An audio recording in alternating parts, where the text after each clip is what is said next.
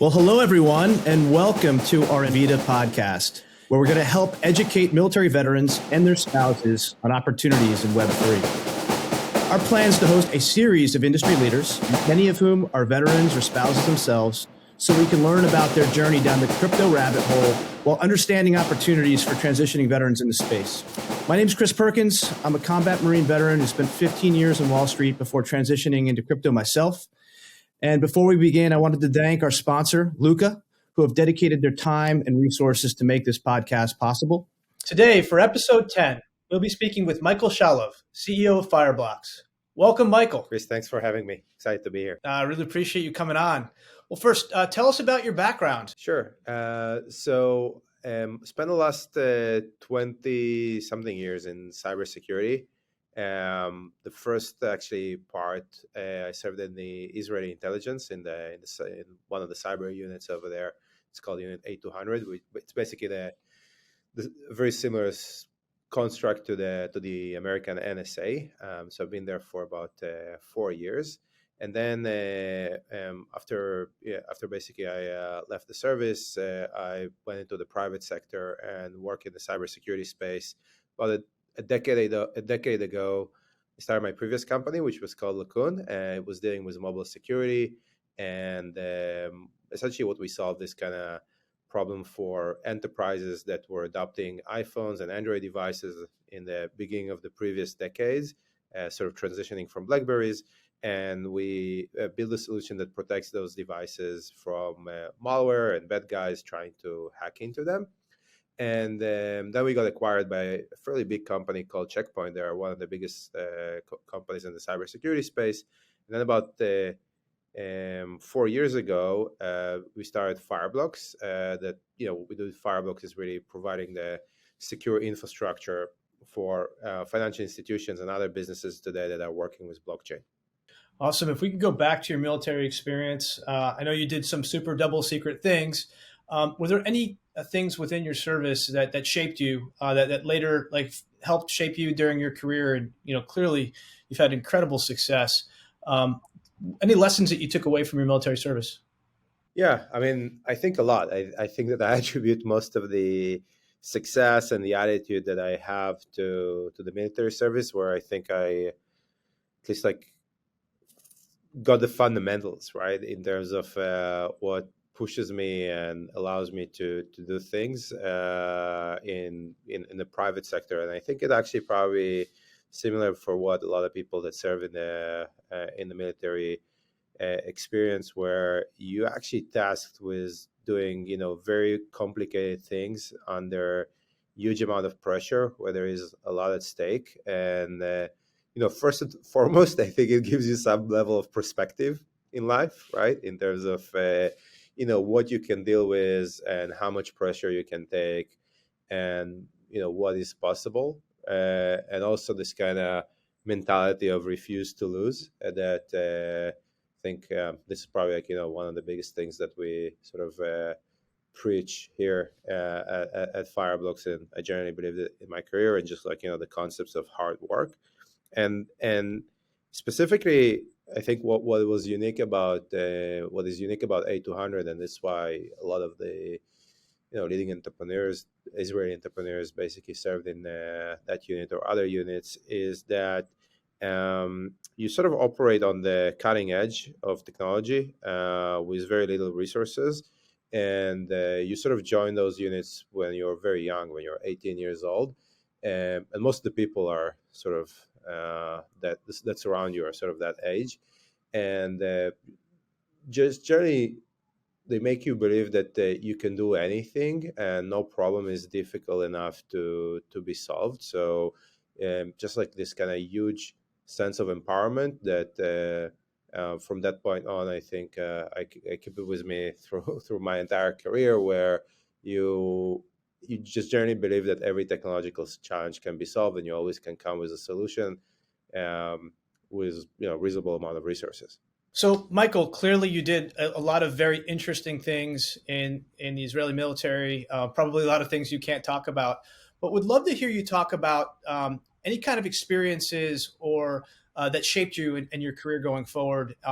Anything that really you learned in the military that was able to propel you going forward? Yeah, so in Israel, it's indeed a mandatory service, right? So, generally speaking, supposedly 100% of the population is supposed to go to the military. It's not exactly the case, but I think the numbers are, at the 80% or something like that. And I started there. I served there for 4 years. It was actually a pretty intense period in Israel. It was between 2001 to 2005. And actually, the day that I joined, the day that I started the course, it was 9/11. So I remember sort of we were driving the bus to the camp, and there was like this kind of small old TVs at the front of the bus, and we just saw it on the news. And through most of my service, Israel was sort of like in the heart of both the Second Intifada conflict. There clearly the global jihad that was unfolding in Africa and the Middle East, and also clearly all the nuclear proliferation that was coming from Iran. And so definitely, as part of my role, sort of had the unique opportunity to get to be involved in some of the things that were done to counter those risks. And when I left the service, I think that for the first couple of months, it was actually quite difficult to get used to the private sector, because you actually suddenly, from dealing with things that people see in the news, right? You go and you work I started to work in a tech company that was doing video streaming. That was the first company I worked for as a software developer. And there was, I think, like, a huge shift from what I felt the importance of my day to day to like the sense that I was getting just after I left the army. What And I think that this is actually, like, what drove me fairly quickly into this kind of entrepreneurship, because in some ways I had to fill that gap that I felt, and just start doing things that I believe that are very meaningful, and make sure that when I do them, I also inspire my team that we're doing something that is meaningful, because I think that inherently that what was missing when I left. I mean, clearly now I feel very fulfilled with what we are doing, what we accomplished. The future. I think that just generally speaking, working in crypto and digital assets and Web3, I think it's one of those kind of really big missions that potentially maybe the biggest social economic experiment that humanity is running for. Is being run for the humanity for the last 100 or so years. So that's I think, like, sort of exciting at the same level as what I've experienced back in the day. I couldn't agree more that when you transition, you really long for that purpose and you miss that intensity. I felt the exact same way. So tell us about crypto. How did you get into it in the first place? Yeah. So in 2017, when I was working for Checkpoint, Checkpoint is one of the biggest companies in the cybersecurity space, and clearly the company we sold to Checkpoint was was one of the leaders in the mobile security space. And in 2017, there was a huge hack that happened in South Korea. So the North Koreans, presumably, hacked 4 exchanges in South Korea, and were able to steal $200 million worth of Bitcoin. It was actually one of those first cyber attacks that unfolded by North Korea when they were actually going after crypto. For those who are not tracking, what's going on from a geopolitical standpoint, North Korea is actually one of the only nation states that actually pursuing, sort of cyber offensive attacks for profit, right? Not for intelligence, not for surveillance, not for military targets, but actually just like to steal money because of the sanctions that are imposed. And traditionally they were actually going after regular financial targets. Swift was like a very famous example where they hacked Swift back in 2016, and that was basically the moments where they started to pivot into crypto. So we, because of our know-how, we were very we had some kind of small part in that investigation. So we investigated the components of the mobile malware that they were using, and this is actually sort of opened my eyes and opened my curiosity into the crypto space, and specifically I would say the institutional part of the crypto space, because I was mostly familiar with enterprise security and how banks, financial institutions, other big enterprises are protecting themselves, and I think what I realized when we sort of started to go down the rabbit hole of what was happening there was that there is a kind of big shift into this technology, into the blockchain technology. And as I read more and more about it, I understood that the capabilities and the promise of this technology to completely revolutionize how finance work is huge. And on top of that, what we discovered simultaneously is that there was a gap in terms of how organizations and institutions were protecting themselves, and especially they didn't have anything that was catered into the transactional nature of this technology, which basically pulled me in, and this is how I got involved with crypto. Wow, what a story. Can you tell us about your company? Tell us about Fireblocks. Clearly, you saw that there was a huge issue around security, and then you launched Fireblocks. Can you unpack for the audience, what Fireblocks does, the purpose it serves, your clients, et cetera? Yeah. So the best thing to think about Fireblocks is it's a infrastructure provider for companies that are working with crypto. It's a pretty big statement. What it means in practice is that we provide our clients a couple of things. So the first one is really secure wallets or secure custody technology. So basically the entire infrastructure in which they can store their coins or store their digital assets. That's one big thing that we do. The second thing is that we created what is called the Fireblocks network. So one of the biggest pain points with crypto is that you operate in a sort of infinitely big open network where you actually don't know what are the identities, or making sure that you're sending your assets to the right location, and specifically because it operates at a very high speed, or the finality over there is basically operates in a very high speed compared to the traditional financial system. There is no recourse, right? So if you send your assets to the wrong wallet, to the wrong address, to the wrong participant, you can't revert that transaction, and you can incur a significant loss of funds. And unfortunately, that basically opens up a huge attack vector for hackers, for internal fraud, for a lot of, and just like human errors, right?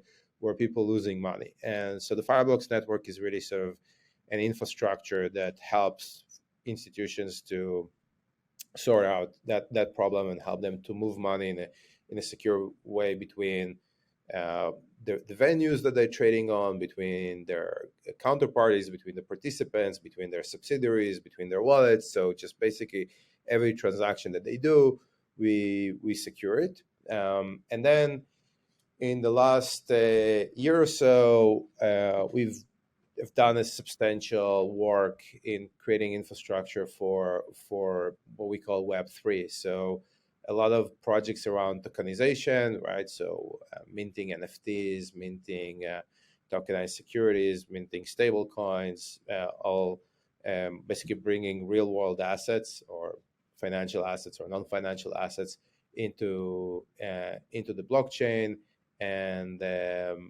helping over there with sort of controlling the life cycle, helping over there with controlling the compliance. So those are, I would say, the three main areas of focus that we do. Clearly, in the last bucket, we're also putting all the access into decentralized finance. That became a very big part of the use cases of of our clients, so securely and safely access different DeFi protocols. Wow, that's amazing. We recently saw OFAC come down on Tornado Cash, and does your solution help address some of those concerns?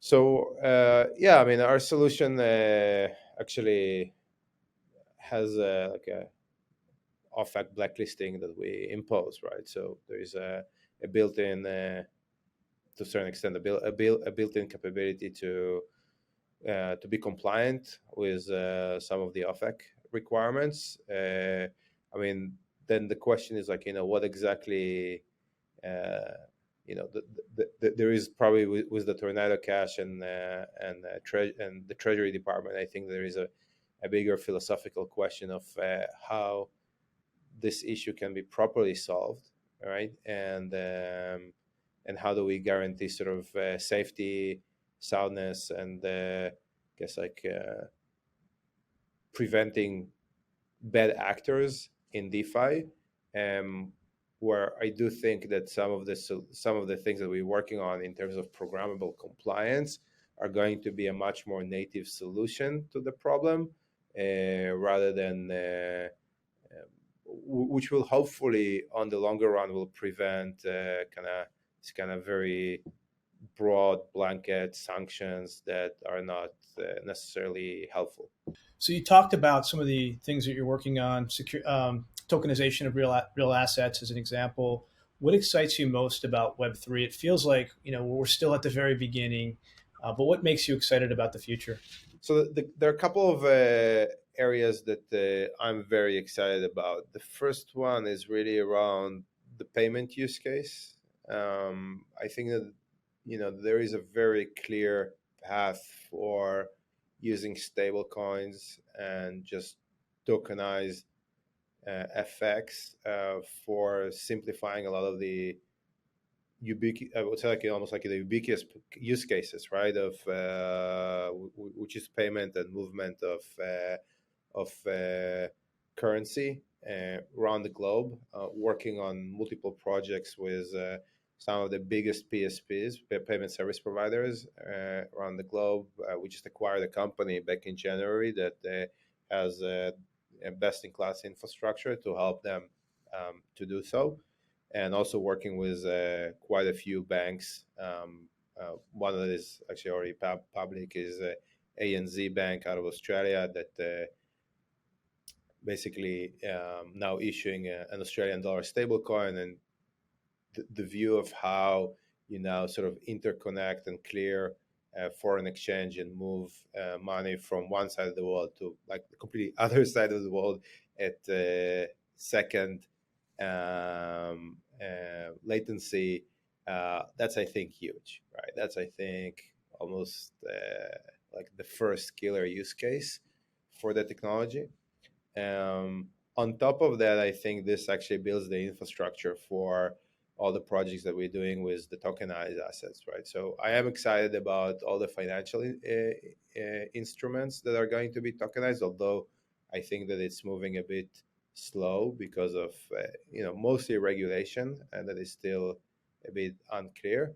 The exciting part is that the unregulated instruments like NFTs, gaming, loyalty cards, show tickets, all those things probably are going to hit the market much faster in the mass consumer way, and super excited for that. And I think that will actually build the groundwork for the more financial use cases. What advice would you have for a transitioning veteran or spouse who's trying to pivot and start a career in Web3? So I think the nice thing about my view about Web3 is that it is accessible, right? I think you can actually gain pretty significant expertise and understanding without any formal. I mean, there are great books, okay, there are online courses, right? But at the end of the day, the unique thing about Web3 is that you can actually get hands-on experience by sitting home in front of your computer, downloading a wallet, accessing all the DeFi applications, opening accounts on exchanges, and just basically playing with it and sort of cracking through the through the different things that you can do and just getting that experience, which in my view, this is probably the most valuable thing that people bring when they want to join the space. If you have kind of like a significant hands-on experience, it's very, very valuable. And yeah, and then I think that there are quite a lot of innovative startups that are currently being set up. There are also quite a lot of um, traditional enterprise companies, financial institutions, retailers, and so that are being that are entering this space. So I think that there is a pretty vast opportunity to join some of those teams in different operational roles. That's where I think one can start. Awesome. Is Fireblocks doing any hiring, and technical, non-technical? How do you think about growth plans? Yeah, we're mostly now focusing on the technical hiring. That's our focus on right now. I think this is where most of our hiring right now, the positions that are open currently are technical, a bit on the marketing side, but that's most of it. Both highly technical like software engineers, but also customer support and so on. On the yeah, just like Jerry speaking on the go to market side, we just basically front loaded over most of our capacity at the beginning of the year. So over there, we are a bit slow at the moment. Awesome. Anything final that you want to share with the audience, largely composing of veterans and transitioning folks? Yeah. So I mean, as I said, I just think that people should just jump to the water, learn it, play with it as much as they can. And I truly believe that this is one of the most exciting domains that people can get involved right now. And I think it will pay anyone who gets involved right now. It's very early, and I'm pretty confident that it's going to pay huge dividends for the people who've been here early enough. I hope so. Great. And is there a best way to connect with you, Michael? Sure. Michael at firebox.com, and also through my LinkedIn profile. Chris, thanks so much for having me. Thank you so much. Michael, thank you so much for today's discussion. It's incredibly informative, and we're very lucky to have a prominent veteran like you operating in our space. And again, I also wanted to thank our sponsor, Luca, for doing what you do, and we're deeply appreciative of your support. For those interested in learning more about Vida, please connect with me on LinkedIn or Twitter. Please hit me on Twitter at PerkinsCR97. Thank you so much, everyone. See you next time.